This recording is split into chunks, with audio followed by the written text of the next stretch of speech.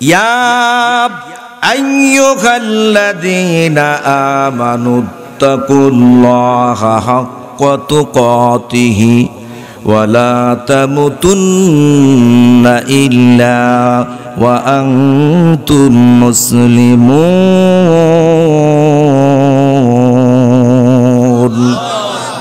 আরো জোরে বলি আল্লাহু আকবার। আল্লাহ রাব্বুল আলামিন পৃথিবীর ঈমানদারদেরকে ডাক দিয়ে বলেন, ও পৃথিবীর ঈমানদারেরা, তোমরা আল্লাহকে ভয় করার মতো ভয় করো। ওয়ালা তামুতুন্না ইল্লা ওয়া আনতুম মুসলিমুন, তোমরা মুসলমান না হয়ে মৃত্যুবরণ করো না। এখন প্রশ্ন হলো, আমরা তো সবাই মুসলিম, আল্লাহ ঈমানদারদেরকে কেন বললেন মুসলমান না হয়ে তোমরা মরো না? কে বলেছেন? আল্লাহ বলেছেন। আল্লাহ রাব্বুল আলামিন বললেন, হে ঈমানদারেরা, আমাকে ভয় করার মতো ভয় করো। ওয়ালা তামুতুন্না ইল্লা ওয়া আনতুম মুসলিমুন, তোমরা মুসলমান না হয়ে মৃত্যুবরণ করো না। মাদ্রাসার প্রিন্সিপাল সাহেব যদি ছাত্রকে ডেকে বলে, ছাত্র তুমি আবার মাদ্রাসাতে ভর্তি হও, ছাত্র যদি গয়কার গা দয়কার দা, কি হয়? কথা কয় না, কি হয়? যদি ছাত্র যদি গাদা মার্কা ছাত্র না হয়, ওই ছাত্র মনে মনে চিন্তা করবে, ব্যাপার কি, আমি তো মাদ্রাসাতে ভর্তি হলাম, আবার কেন প্রিন্সিপাল সাহেব আমাকে ভর্তি হওয়ার জন্য বলে? কারণটা কি, ব্যাপারটা কি?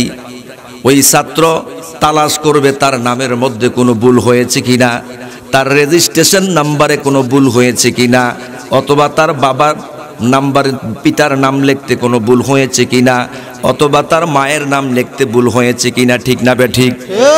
আর ছাত্র যদি গাদামার্কা হয়, কয় স্যারে কইলে তো কইছে, আমি তো ভর্তি হইছি ওই, তাহলে এটা কি মার্কা ছাত্র? গাদামার্কা ছাত্র। আল্লাহ রাব্বুল আলামিন আমাদেরকে সৃষ্টি করলেন, আল্লাহ আমাদের রব।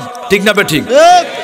বন্ধু আমার, আল্লাহ রাব্বুল আলামিন সৃষ্টি করার পরে আমাদেরকে আল্লাহ বলতেছেন, হে ঈমানদারেরা, আমাকে ভয় করার মতো ভয় করো। লা তামুতুন্না ইল্লা ওয়া আনতুম মুসলিমুন, তোমরা মুসলমান না হয়ে মৃত্যুবরণ করো না। তাহলে এই কথার মধ্যে তাৎপর্য আছে না নাই? আরো জোরে বলি, আছে না নাই? বন্ধু আমার, গভীর মনোযোগ, গভীর মনোযোগ। আল্লাহ বললেন মুসলমান না হয়ে মৃত্যুবরণ করো না। একটা পরিচিত আয়াত নিলাম। আপনারা ভাবতে পারেন এত পরিচিত আয়াত নিলাম কেন? পরিচিত আয়াত নেওয়ার কথার অর্থই হচ্ছে, আল্লাহ যে বললেন মুসলমান না হয়ে মৃত্যুবরণ করো না, তাহলে মুসলমানের দাম আল্লাহর দরবারে আছে না নাই? কেমন দাম, কেমন দাম বন্ধু? কাল কিয়ামতের মাঠ যখন কায়েম হয়ে যাবে, মানুষগুলো যখন কঠিন বিপদে পড়ে যাবে, তাকাদু তামাইয়াদু মিনাল গায়দ কুল্লামা উলকিয়া ফিহা ফাওজুন সাআলাহুম খাজারাতুহা আলাম ইয়াতিকুম নাযির ক্বালু বালা। কাল কিয়ামতের মাঠ যখন কায়েম হয়ে যাবে, মানুষগুলো যখন কঠিন বিপদে পড়ে যাবে, এমন একটা মুহূর্তে যখন জাহান্নামের তর্জন গর্জন শুনবে, ওই জাহান্নামের তর্জন গর্জন শোনার পরে জাহান্নামের রক্ষীরা জিজ্ঞাসা করবে, তোমাদের কাছে কি ভয় প্রদর্শনকারী আসে নাই? তোমাদের কাছে কি আলেম ওলামা আসে নাই? তোমাদের কি কোরআন সুন্নাহ থেকে ভয় প্রদর্শন করায় নাই? তারা বলবে ক্বালু বালা, হ্যাঁ আমাদের কাছে এসেছিল, ফাকাযযাবনা, আমরা তাদেরকে মিথ্যা মনে করতাম। বলি নাউজুবিল্লাহ। আরো জোরে বলি নাউজুবিল্লাহ। কাল কিয়ামতের মাঠে ওই মানুষগুলো তখন বলবে, রুবামা ইয়াওয়াদ্দুল্লাযীনা কাফারু লাউ কানু মুসলিমিন। বলি আল্লাহু আকবার। বন্ধুরা আমার, গভীর মনোযোগ। কাল কিয়ামতের মাঠ যখন কায়েম হয়ে যাবে, সমস্ত কাফিরেরা, সমস্ত যারা মুসলিম হয় নাই, আপনি বলতে পারবেন আমি মুসলিম কিন্তু কর্মকাজে কিন্তু মুসলিমের কর্ম নাই, সমস্ত কাফের যারা হয়ে গেছে তারা বলবে, আহারে যদি কমপক্ষে মুসলমান হইতাম, তাহলে আজকে এই কঠিন অবস্থার দিনে হয়তো একবার না একবার জান্নাত পাইতাম। সুবহানাল্লাহ বলি। তো মুসলিম হয়ে আমরা খুশি না বেরাজি? তা আল্লাহ বললেন, হে ঈমানদারেরা, তোমরা মুসলমান না হয়ে মৃত্যুবরণ করো না। ও বন্ধু আমার, আমরা মুসলমান না হয়ে চেয়ারম্যান হয়েছি কেউ, মেম্বার হয়েছি কেউ, কেউ হয়েছি ম্যাজিস্ট্রেট, কেউ হয়েছি প্রকৌশলী, কেউ হয়েছি ইঞ্জিনিয়ার, কেউ হয়েছি প্রাইম মিনিস্টার, কেউ হয়েছি মন্ত্রী, কেউ হয়েছি এমপি, কিন্তু আল্লাহ বললেন মুসলমান না হয়ে মৃত্যুবরণ করো না। কিন্তু কেন আল্লাহ বললেন একটুকুও গবেষণা করে আমরা দেখলাম না যে কেন রব্বুল আলামিন মুসলমান না হয়ে মরার কথা বললেন।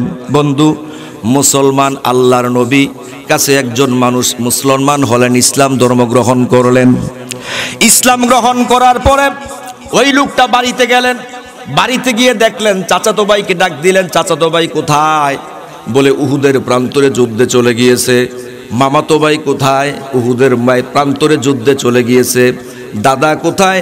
উহুদের প্রান্তরে চলে গিয়েছে, নাঙ্গা তরবারিটা নিয়া উহুদের প্রান্তরে চলে গেছে। বলি সুবহানাল্লাহ। উহুদের প্রান্তরে চলে গেলেন নাঙ্গা তরবারি নিয়া। একটু পরে যখন মুসলিম শিবিরের ভিতরে ঢুকে গেলেন, প্রাণপণ জিহাদ করতে করতে শাহাদত বরণ করলেন। এখন মুসলমান যারা সাহাবী যারা তারা চিন্তা করলো লোকটা তো মুসলিম ছিল। বাড়িতে যখন তাকে নিয়ে আসলো খুব অসুস্থ অবস্থায়, মুমূর্ষু অবস্থায়, বাড়িতে যখন তাকে নিয়ে আসা হলো, ওই নিয়ে আসার পরে ওই লোকটার পাশে তার বোন বসা। তার বোনকে সাহাবারা জিজ্ঞাসা করতেছে তোমার ভাই কি মুসলিম নাকি অমুসলিম? কারণ সে নতুন মুসলমান হওয়ার পরে আল্লাহর রাসূলের ডাকে জিহাদের ময়দানে চলে গিয়েছে। এই অবস্থা যখন হলো, লোকটা মুমূর্ষু অবস্থায় পড়ে আছে। লোকটা তখন ডেকে বলল আল্লাহর রাসূলের সাহাবাদেরকে, আল্লাহর রাসূলের সাহাবারা শোনো, তোমরা মনোযোগ সহকারে শোনো। কিছুক্ষণ পূর্বে আমি জিহাদের পূর্বে আল্লাহর নবীর কাছে ইসলাম ধর্ম গ্রহণ করেছি, তারপর আমি জিহাদে গিয়েছি, আমি একজন মুসলিম। আল্লাহর নবী বললেন আলহামদুলিল্লাহিল্লাযী আনকাযাহু মিনান নার।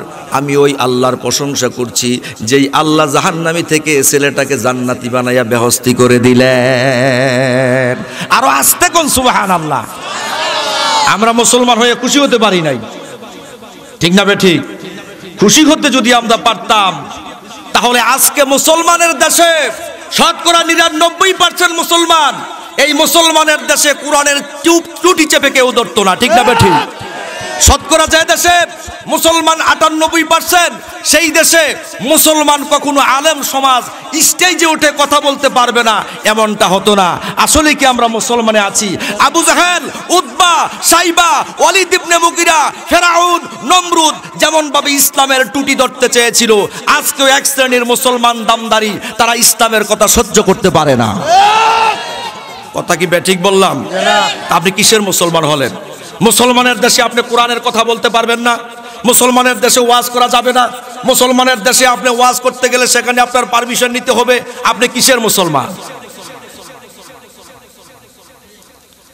বন্ধু আমার, সিনেমা হল চলবে, কোনো পারমিশন লাগবে না, সেখানে করোনা ভাইরাস যায় না। সিনেমা হল চলবে, সেখানে কোনো পারমিশন লাগবে না। খেলা চলবে, সেখানে কোনো পারমিশন লাগবে না। যেখানে আপনার বিভিন্ন ধরনের কেসুনি ঢাকা শহরে এখনো চলতেছে, সেখানে কোনো পারমিশন লাগবে না। কিন্তু মুসলমানের কোরআনের আওয়াজ যখন আসবে তখনই সেখানে পারমিশনের দরকার হয়। আল্লাহ বললেন মুসলমান না হয়ে মরো না। আমরা কিসের মুসলমান? কথা বলেন, কিসের মুসলমান?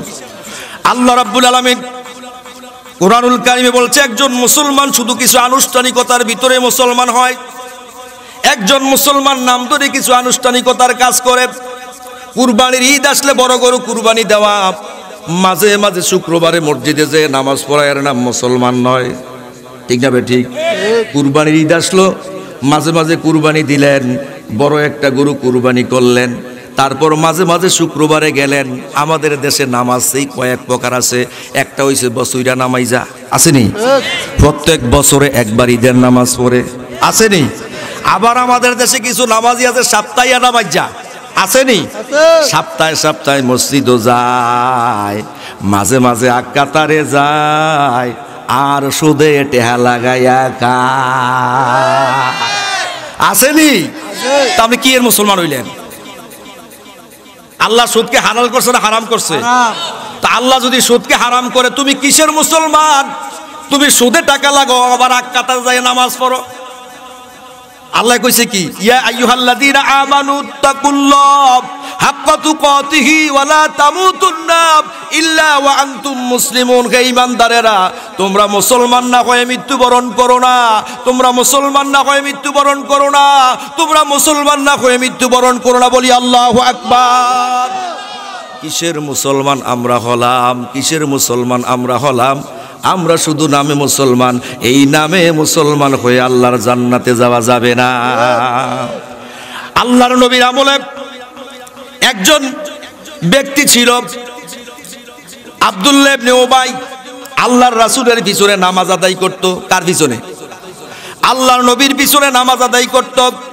আল্লাহর নবী তাকে একটা পারমিশন দিলেন জিহাদে যাওয়ার জন্য, বললেন।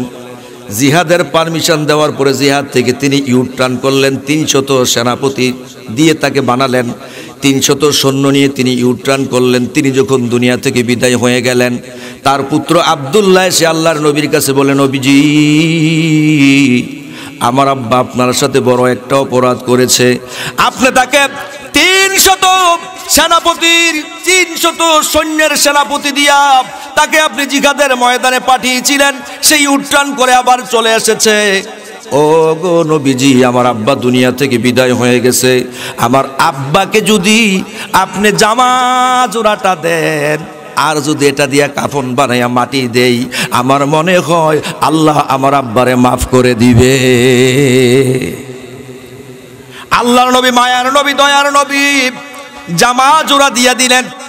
একটু পরে এসে বললেন, ইয়া রাসূলুল্লাহ, ইয়া হাবিবাল্লাহ, আমার আব্বারে যদি আপনি জানাজার নামাজটা আপনি নিজে পড়ান, আমার মনে হয় আমার আব্বারে আল্লাহ মাফ করে দিবে। মায়ার নবী, দয়ার নবী জানাজার নামাজ পড়তে যাবেন, এমন মুহূর্তে ওমর রাদিয়াল্লাহু তাআলা জামা টেনে ধরলেন। ইয়া রাসূলুল্লাহ, ইয়া হাবিবাল্লাহ, আপনি কার জানাজার নামাজ পড়তে যাচ্ছেন? সে তো একটা মস্ত বড় বেয়াদব মুনাফিক। আল্লাহর নবীর পিছনে নামাজ পড়েছে বন্ধু, আল্লাহর নবীর পিছনে নামাজ পড়েছে। ওমর রাদিয়াল্লাহু তাআলা আনহু ছিলেন মেজাজে ওহী। যখন তিনি কোনো কাজ করতেন, আল্লাহ রাব্বুল আলামিন ওহী নাজিল করে তার কাছে পাঠিয়ে দিতেন তার পক্ষে। বলি সুবহানাল্লাহ।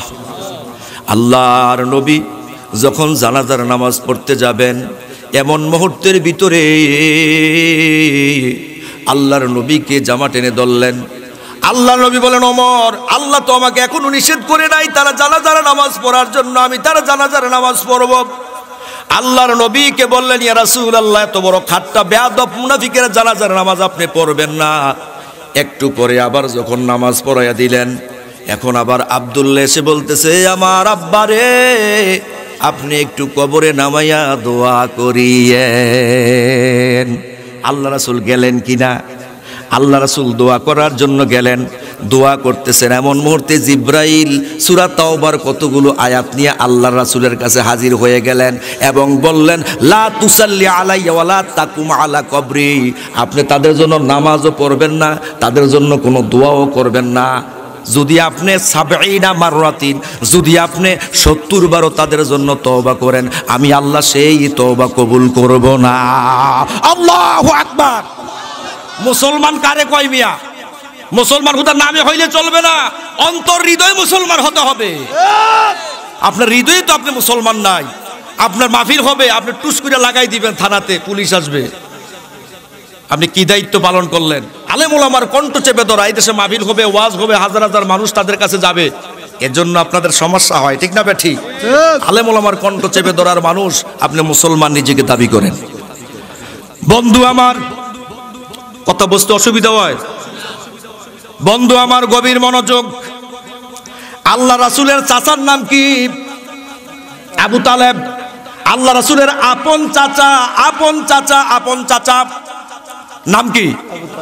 আবু তালেব। আল্লাহর রাসূলের একজন আপন চাচা। আল্লাহ রাসূল যখন ছোট্টকালে এতিম হয়ে গেলেন, আল্লাহ রাসূল এতিম ছিলেন কিনা? এতিম যখন হয়ে গেলেন, আল্লাহর নবীজি চাচাকে জড়াইয়া ধরে বললেন, চাচা, মাও নাই, বাবাও নাই, আমি কার কাছে যাব?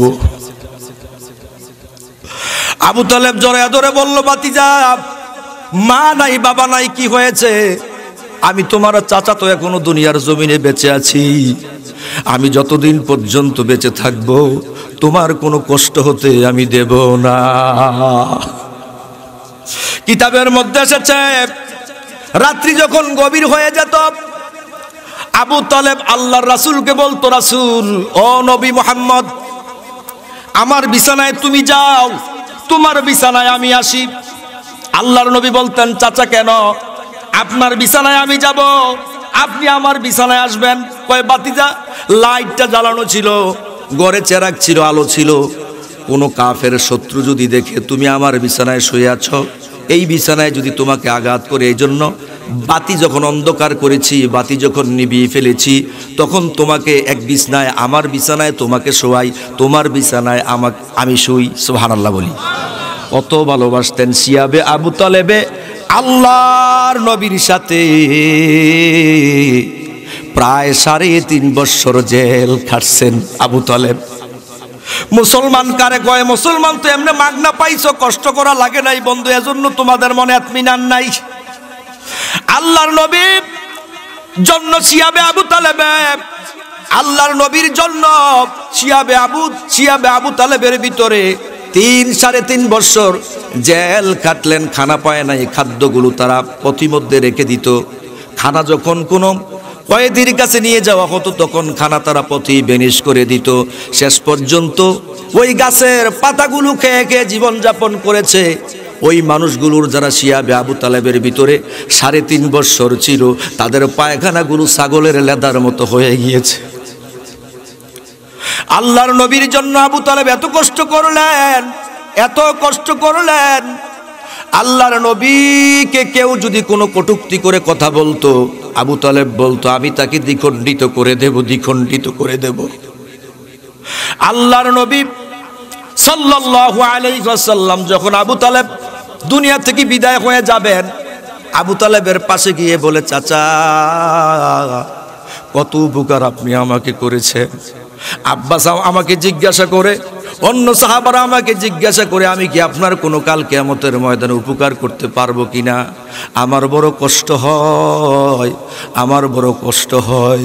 ও চাচা, একটিবারের জন্য যদি আপনি কানে কানে বলেন লা ইলাহা ইল্লাল্লাহু মুহাম্মাদুর রাসূলুল্লাহ, একটিবারের জন্য যদি আপনি বলেন, চাচা কাল কিয়ামতের ময়দানে কঠিন মুসিবতের দিনে আমি সুপারিশ করে করে আপনাকে জান্নাতে নিয়ে যাব। আল্লাহু আকবার। আরো জোরে বলি আল্লাহু আকবার। রাসূল সুপারিশ করতে পারবেন কি পারবেন না? তবে চাচা শর্ত হচ্ছে, আপনি যদি লজ্জা পান সরাসরি কালেমা পড়তে, আমার কানটা আপনার মুখের কাছে নিয়ে যাই। বুখারী এবং মুসলিম শরীফের হাদিস সাক্ষী। আমার কানটা আপনার মুখের কাছে নিয়ে যায়, আমার কানটা আপনার মুখের কাছে নিয়ে যাই। চুপি চুপি বলুন লা ইলাহা ইল্লাল্লাহু মুহাম্মাদুর রাসূলুল্লাহ সাল্লাল্লাহু আলাইহি ওয়াসাল্লাম। আবু জাহেল, উতবা, সাইবা বসা। এমন মুহূর্তে আবু তালেব ডেকে বলে, ভাতিজা নতুন করে আর ওয়াজ করার দরকার নাই, তুমি যে একজন সত্যিকারের নবী সেটা আমি জানি। আল্লাহু আকবার। তুমি যে সত্যিকারের নবী সেটা আমি জানি রে ভাতিজা। ভাতিজা রে, মরার আগে বাপদাদার ধর্মের ভিতরে আমি কোনো চুলকানি লাগাতে চাই না, আমি জাহান্নামী হয়ে দুনিয়া থেকে বিদায় হতে চাই। বন্ধু, কারো গলায় রশি লাগাইয়া, কারো গলায় রশি লাগাইয়া ইসলাম গ্রহণ করার কারণে উত্তপ্ত বালিকার মধ্যে চড়ায়, রক্ত আর গোশতগুলো জমিনের মধ্যে পড়ে যায়। আর কারো কাছে গিয়া স্বয়ং মুহাম্মাদুর রাসূলুল্লাহ সাল্লাল্লাহু আলাইহি ওয়াসাল্লাম কালেমার দাওয়াত দেয়, কালেমা গ্রহণ করে না। ঠিক না বে ঠিক? দেখেন হাদিস শরীফে, স্পষ্ট হাদিস শরীফের ব্যাখ্যা। যখন আপনি দুনিয়া থেকে বিদায় হয়ে যাবেন, আমার ভাই আমাকে বলছিল নামাজের ব্যাপারে একটা কথা কমে, একটা হাদিস বলবো নামাজের ব্যাপারে, বেশি বলার দরকার নেই, এইটা বাড়িতে নিয়ে যাবেন। কাল যখন আপনাকে কবরে শোয়ানো হবে, শোয়ানোর পরে 3টা প্রশ্ন করবে। কয়টা প্রশ্ন? আল্লাহর পক্ষ থেকে একটা সাইকোলজিক্যাল টেস্ট আপনাকে করবে। কার পক্ষ থেকে? আল্লাহর পক্ষ থেকে। আপনি দেখবেন গাররাকা শামসা, যখন আপনি দেখবেন সূর্যটা ডুবে যাচ্ছে, সূর্যটা যে সময় ডুবে যায় এই সময় আসরের শেষ সময় নাকি, তখন আপনি যখন দেখবেন ফিরিস্তারকে বলবেন জারুনি উসাল্লি, আমাকে ছেড়ে দিয়ে আমি নামাজ পড়ি, সুবহানাল্লাহ বলি। ফিরিস্তারা বলবে এখানে তো কবর, বান্দা আল্লাহর বান্দা তুমি তো কবরে আসছো, তোমার তো এখানে নামাজ নাই, তোমারে আমরা প্রশ্ন করুম, তুমি যদি প্রশ্নের জবাব দিতে পারো তাহলে প্রশ্ন 3টা করুম, এই 3টা প্রশ্নের জবাব দিতে পারলে তোমার জন্য কবরটা জান্নাতের টুকরা হয়ে যাবে, বলি সুবহানাল্লাহ। লামকা নাওমাতিল আরুস, তোমার জন্য এই কবরটা হবে জান্নাতের বাগান, দুলার মতো তুমি ঘুমিয়ে থাকবে এই কবরে। 3টা প্রশ্ন করব, ওই লোকটা বলবে জারুনি উসাল্লি, আমারে ছেড়ে দে আমি নামাজ পড়ে নেই। বন্ধু মনে রাখবেন, জোহরের নামাজ পড়ে আপনি ঘুমালেন, আসরের আজান পড়ে গিয়েছে, আসরের শেষ সময়, আপনার মা আপনাকে ডেকেছে, আপনি বলবেন মা এখন ডেকো না। আপনার বাবা ডেকেছে, আপনি বলবেন বাবা এখন ডেকো না। আপনার বন্ধু ডেকেছে, আপনি বলবেন বন্ধু এখন ডেকো না, আমি আসরের নামাজটা পড়ে নেই। আরো জোরে বলি সুবহানাল্লাহ। না ঘুমে গেছি গো, আরে কি মুদ্দা আমার রাগার ওয়াজ করতেছি, মুসলমান জিন্দা, এটি তো মইরা গেছি, যেটি ঘুমাই রয়েছে সেটি কোথায় তোলেন। আরো জোরে বলি সুবহানাল্লাহ। আর সুবহানাল্লাহ আইবো কেমনে, কারণ নিয়ত তো আছে ফজর পড়তো না, বুঝছেন কথাটা হুজুর, তো কেমনে আইতো সুবহানাল্লাহরা।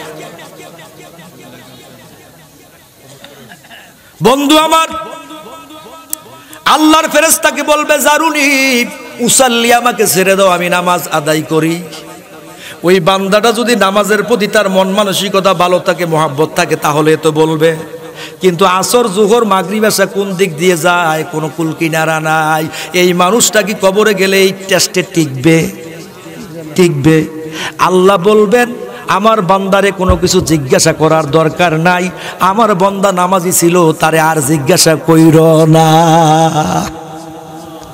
এই গেল কবরের কথা।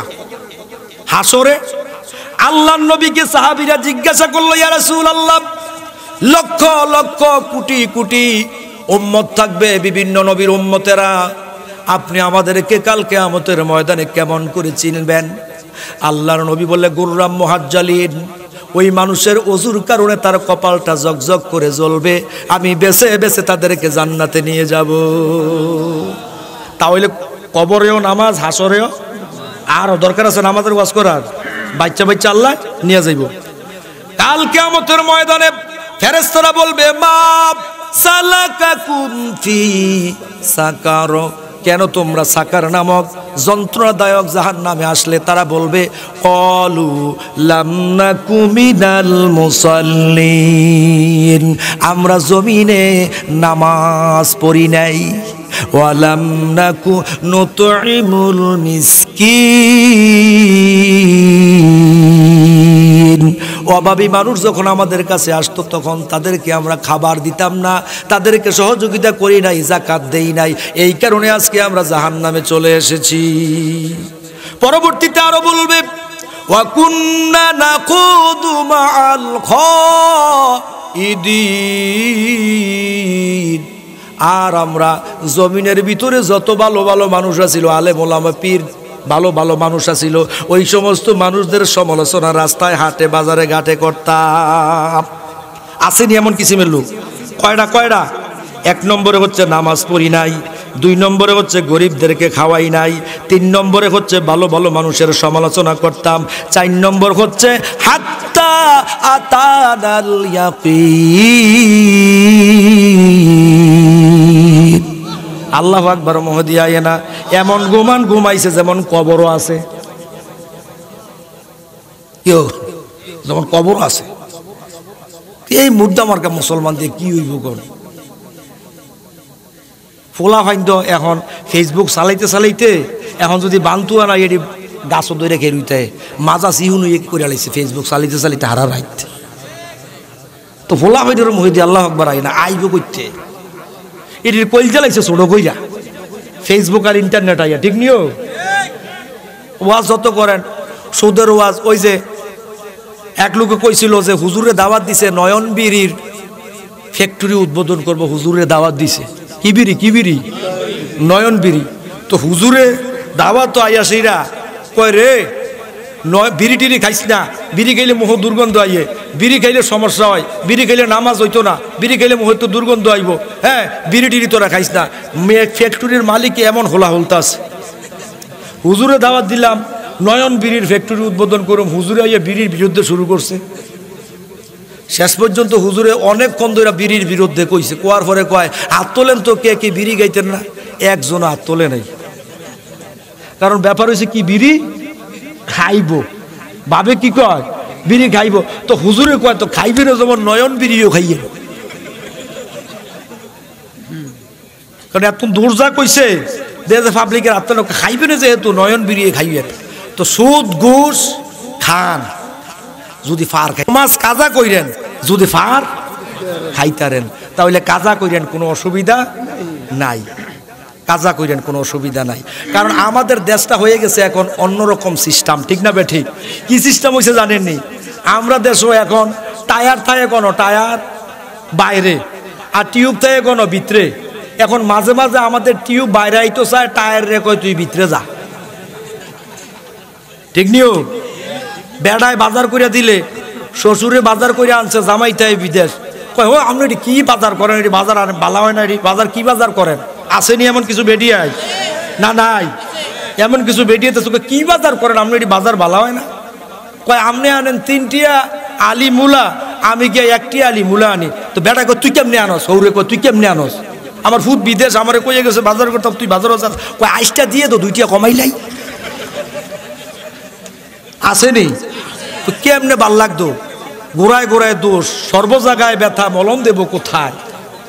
আজকে যারা জামাই বিদেশ থাকে দেখবেন বাজার নইয়ার বাজার আডাআডির সরাসরি। তো কি লাভ হইব? এডির গড় তো কটকুড়ি মটকুড়ি ইতান সারা হইবটা কিতা? আব্দুল কাদের জিলানি কি এডির গড় হইব? হ্যাঁ, পর্দা নাই, বেপর্দা, লাভ হইব কি? কিচ্ছু লাভ নাই। ওয়াজ করম যাইব, ওয়াজ করতে করতে বহুত হুজুর মরে গেছে গিয়া, ওয়াজ করতে করতে আমি হুজুরও মরে যাবো গা, কিন্তু চরিত্র এই দেশে ঠিক হইতো না, ঠিক না বেঠিক? চরিত্র ঠিক হইলে কেমনে বুঝছেন নি? যদি ডান্ডার বাড়ি ভরতো, আর ডান্ডার বাড়ি ভরবো কেমনে? যদি সংসদও যাইতো, কি কন? সংসদও যদি যাইতো, ডান্ডার বাড়ি ভরতো, তাহলে কিন্তু চরিত্র ঠিক হয়ে গেল। কইলে ওবায়দুল কাদরে ঘোষণা দিছে যে একদিনের ভিতরে সিএনজি বন্ধ করতে হইব, বন্ধ হয়েছে নি? বন্ধ হয় নাই। সিএনজি বিশ্ব রোডে বন্ধ হয় নাই। এমন যদি আইন পাস হইতো তাহলে তো বন্ধ হয়ে গেল। কইলে কিন্তু লাভ হইব কি? শুনেন, আরেকটা কথা কইয়া আমি রাইখা দেবো, আপনারা কিছু কাছে কিছু কম অসুবিধা হইতেছে, সমস্যা হয় না তো? শুনেন, এক জায়গায় ভূমিকম্প হয়েছে। কি কম্প? কি কম্প? ওই পিছনে তারা কয় না তো কি কম্প? ভূমিকম্প চিনি ওই যে জিলজালা, ওই যে রানা প্লাজার তারা বলে, ওই যে চাঁদপুরের হেতে কয় রানা প্লাজার তারা কয় লারাটা দিয়ে তো বিল্ডিং ডালা দিছে। যত দোষ হুজুরার, যত দোষ ওই হেতারার, বুঝছেন নি? হেতারার নাম কইতাম না। যত দোষ হুজুরার, কয় লারাটা দিয়ে তো হালাই দিছে বিল্ডিংটা। কেমন জোর হুজুরার, বুঝছেন নি? তো ওই সে জায়গার ভূমিকম্প, ভূমিকম্প হওয়ার পরে ডাক্তার আনছে চেক করণের লাগিয়া, কইছে মরাড়ি একখানো করবেন, জেতাড়ি একখানো করবেন। তো মরাড়িরে ডাক্তার একখানো করে, জেতাড়ির একখানো করে। একটা গেছি গিয়া মরার লগে জেতা, কারণ মানুষ তো বেশি, মরার লগে গেছি গিয়া কি একটা জেতা। তো ডুমে টানাটানি করে কয় রে আমারে মরা, আমারে কই নেস? কয় তোরে নিয়ে ডুমুর ভিতরে হালাম। কয় আমি তো জেতা। কয় কে কইছে তুই জেতা বেড়া? কয় আমি জেতা, আমি কথা কই তুই দেওয়াস না। কয় আরে বেড়া তুই জেতা না, তুই মরা। ডাক্তার তো তুই বেশি বুঝস, ডাক্তারকে তুই বেশি বুঝস রে, ডাক্তার কইছে তুই মরা। তো কিছু মানুষের যতই ওয়াজ করি হেতারা বাবার পাগল, নামাজ রোজা করতো না, কবরও সিজদা দিব। এটি কি এর পাগল? বাবার পাগল। এটির ওয়াজ করলে ওয়াজও ধরতো না। আর কিছু পাগল করছে নেতায়, কারণ এই দেশে তো এমন নেতা, তুমি যেমন তোমার জানাজা হইব এমন নেতায়। দাউদ কান্দি পরে আছে, ওই ফেতি নেতারা কয় তাড়াতাড়ি আইয়া জানাজা হয়েছে, ঠিক আছে তে আপনার লাগিয়া কত কষ্ট করছে, কত ঝিল মারছে আপনার লাগিয়া, তে মরে গেছি তার জানাজার নামাজটা আপনি না আইলে এটা কি সুন্দর হইল? তাড়াতাড়ি করে আপনি আইয়েন। কইতাছে আরে বেটা আমি কি উড়াল দিয়ে আইতাম? কয় না, উড়াল দিয়ে ফাললে আইয়েন। মনে করে নইয়ের বাজারও কেন জানাজা হইতাছে, তে কোনো রকমে আইয়া আসরের আগে দিয়ে আইয়া জানাজাটা ধরছে, থেকে জোরের নামাজ পড়ছে। হ্যাঁ, জোরের নামাজ পড়ে নাই। তো এমনি নেতার, এমনি খেতা, আল ইয়াউমা নাদু কুল্লা উনাসিম বিইমামিহিম, কাল কিয়ামতের ময়দানে যেই নেতার লগে ঘুরে যেই নেতার লগে তার হাসর হইব, ঠিক না ঠিক? আপনি আলেম ওলামারে ভালোবাসলে, আলেম ওলামার লগে চললে আলেম ওলামার লগে আমরা হাসর হইব, ঠিক না ঠিক? এক শ্রেণীর মানুষ যারা দেখবেন আলেমের সাথে চলাফেরা করে, বাংলা ওয়াজ, এটা কিন্তু বাংলা ওয়াজ ওয়াজ আমি নাই, বাংলা ওয়াজ করতেছি, আলেমের লোকে যারা চলবো দেখবেন তাদের চরিত্র একরকম, আর জালেমের লোকে যারা চলবো তাদের চরিত্র দেখবেন একরকম, ঠিক না ঠিক? আলেম ওলামার ভক্ত যারা তাদের চরিত্র একরকম, জালেমের লোকে যারা চলবো তাদের চরিত্র একরকম। আল্লাহ সঠিক বুঝার তৌফিক আমাদেরকে দান করুক বলি আমিন।